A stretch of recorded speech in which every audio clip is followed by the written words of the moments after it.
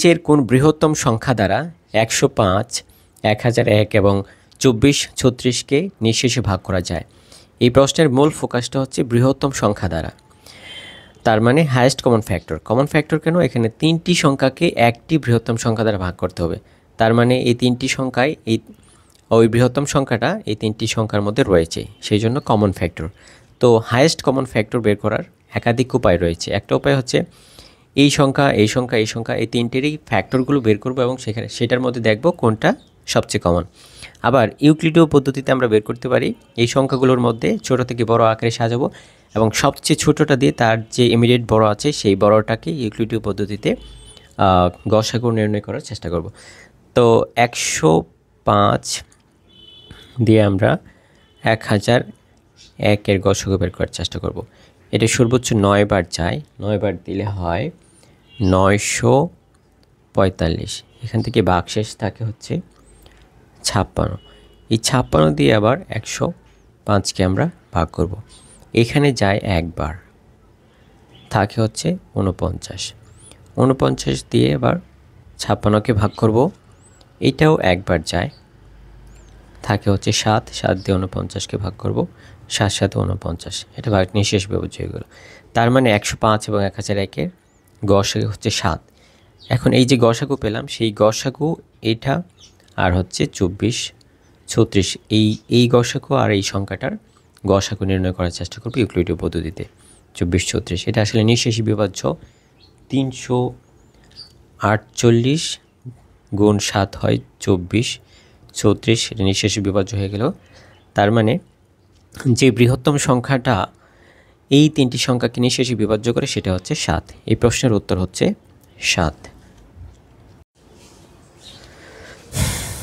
পরের প্রশ্নটি হচ্ছে 21টি আম গাছ, 42টি আপেল গাছ এবং 56টি কমলা গাছ সারিবদ্ধভাবে এমনভাবে রোপণ করা হলো যেন প্রতি সারিতে সমান সংখ্যক একই প্রজাতির গাছ থাকে। সর্বনিম্ন কতটি সারিতে গাছগুলো রোপণ করা যাবে?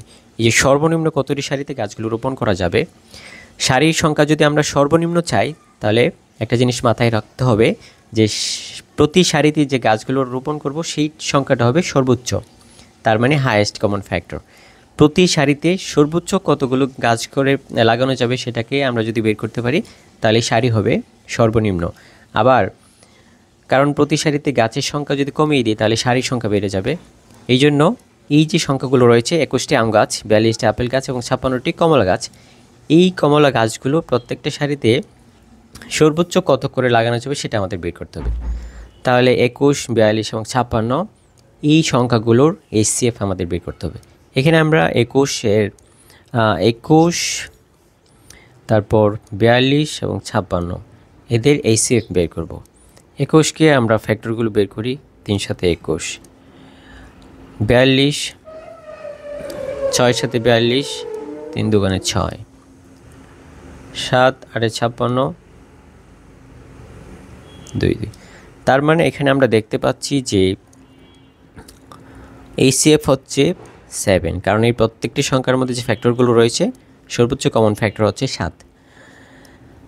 তাহলে টোটাল কতগুলো সারি হবে সেটা বের করার জন্য এই যে 21 প্লাস 42 প্লাস 56 এই যোগফলটাকে আমরা 7 দিয়ে যদি ভাগ করি তাহলে হয় 17।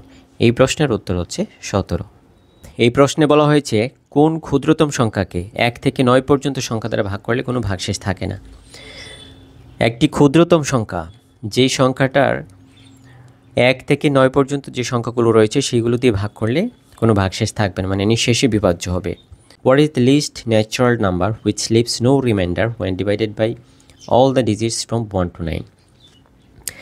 তাহলে ওই সংখ্যাটা বের করার জন্য 1 থেকে 9 পর্যন্ত যে সংখ্যাগুলো রয়েছে সেগুলোর LCM বের করতে হবে, লিস্ট কমন মাল্টিপল। তাহলে সংখ্যাগুলো হবে 1 2 3 4 5 6 7 8 9। এখন এই সবগুলো সংখ্যার লসাগু বের না করে আমরা একটু কার্টেল করে ফেলব। 1 2 3 4 এইগুলো বাদ দিয়ে দিব, কারণ 1 এই প্রত্যেকটি সংখ্যার মধ্যে রয়েছে, 2 রয়েছে, 3 রয়েছে, 4 রয়েছে। তো এই সংখ্যাগুলোর লসাগু আমাদের বের করলেই হবে। এখন দেখা যায় এটা কি 2 দিয়ে ভাগ যায়, 5 যায় না, যেহেতু 5 নিচে নেমে যাবে। 3 7 4 9। এখন এটা 3 দিয়ে যায় 5 1 7 4 3। আর কোনো কমন সংখ্যা দিয়ে ভাগ যায় না। এখন 2 গুণ 3 গুণ 3 গুণ 5 গুণ 7 গুণ 4, এই সংখ্যাগুলোর গুণফল বের করলে হয় 2520। এটা হচ্ছে এই প্রশ্নের উত্তর। কোন ক্ষুদ্রতম সংখ্যাকে দ্বিগুণ করা হলে সেটি 12, 18, 21 এবং 30 দ্বারা নিঃশেষে বিভাজ্য হবে? তাহলে 12, 18, 21 এবং 30 দ্বারা নিঃশেষে বিভাজ্য হবে যে সংখ্যাটি, সেটা হচ্ছে এই সংখ্যাগুলোর লসাগু। এখন বলেছে ক্ষুদ্রতম সংখ্যাকে দ্বিগুণ করা হলে, তার মানে এই সংখ্যাগুলোর যে লসাগু বের হবে সেই লসাগুর অর্ধেক, মানে লসাগুকে 2 দিয়ে ভাগ করলে যে সংখ্যাটি পাওয়া যাবে সেটাই হবে এই প্রশ্নের উত্তর। 12, 18, 21 এবং 30 এই সংখ্যাগুলো লসাগু আমরা নির্ণয় করি। 2 দিয়ে ভাগ করলে 6 দুগুণে 12, 9 দুগুণে 18, 21 যায় না, 15 দুগুণে 30, 2 দিয়ে আবার যায়,